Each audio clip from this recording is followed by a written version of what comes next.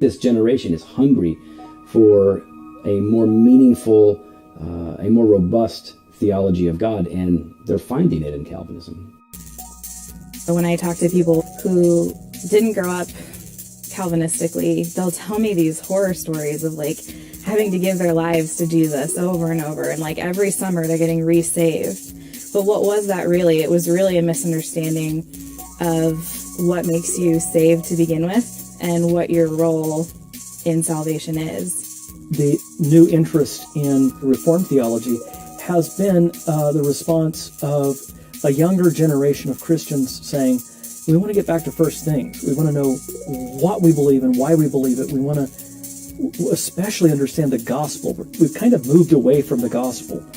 TV evangelism, the Christian political machines, and so forth. Let's get back to the things that really matter most. Calvinism like takes the feet off of a works-based salvation, and that's freeing. There's nothing you can earn. And I think that is it's a weight off for people. I see that Calvinism is comprehensive, warm, contagious, full of vibrance and joy, and gives real meaning and purpose to life, and people are consumed to the core of their being with the glory of God. That's something that goes much deeper than modern shallow evangelicalism. We became obsessed. But sometimes zeal has its consequences.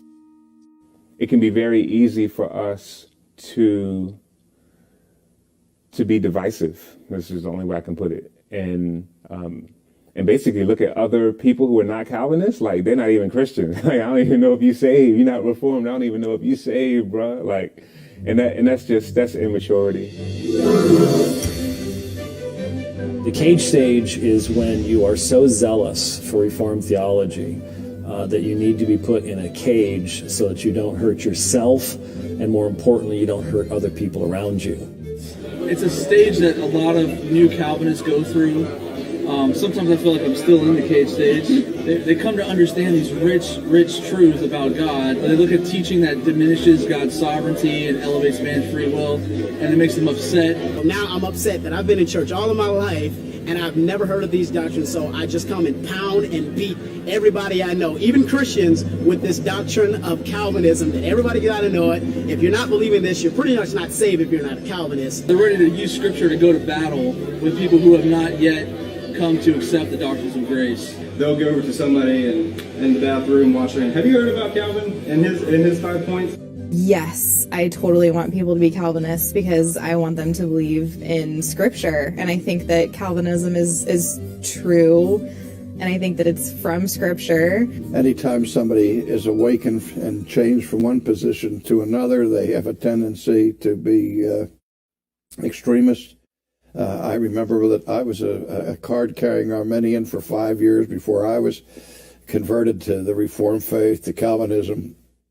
And I was very impatient with my friends. I wanted them to see the light, as it were. People just reject it because they hear the name and they think about a bad experience they had with a cage stage guy a few years back, and they're like, oh, I don't want anything to do with that. Sometimes we don't know the difference between being a prophet and a jerk. And I think that's a huge failure. And we will do better together with diversity in the midst of a fundamental unity. We'll do better together than separate. So remember what you were like.